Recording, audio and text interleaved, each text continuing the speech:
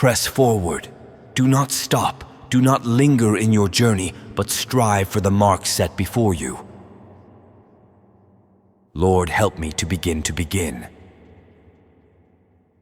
Let my name die everywhere. Let even my friends forget me, if by that means the cause of the blessed Jesus may be promoted. Let the name of Whitefield perish, but Christ be glorified. We are immortal till our work is done.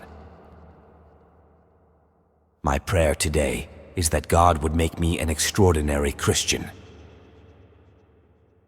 I am tired in the Lord's work, but not tired of it.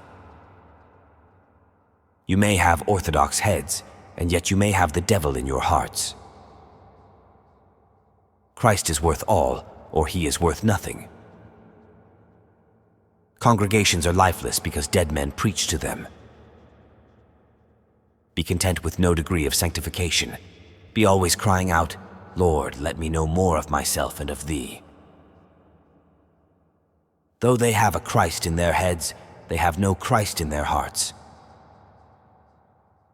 Fight the good fight of faith, and God will give you spiritual mercies. Be humble, talk little, think and pray much. We must all have the spirit of martyrdom, though we may not all die martyrs. Mere heathen morality and not Jesus Christ is preached in most of our churches. Ministers never write or preach so well as when under the cross. What? Get to heaven on your own strength? Why, you might as well try to climb to the moon on a rope of sand. I am never better than when I am on the full stretch for God. Thank you, sir, for your criticism.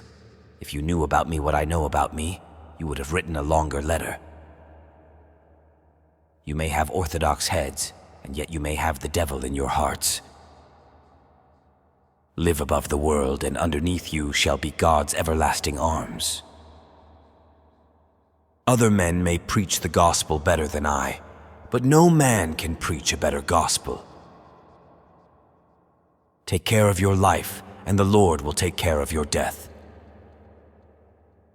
God forbid that I should travel with anybody a quarter of an hour without speaking of Christ to them.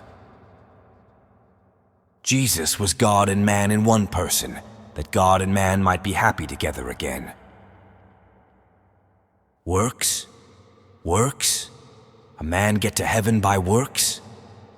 I would as soon think of climbing to the moon on a rope of sand. There is not a thing on the face of the earth that I abhor so much as idleness or idle people.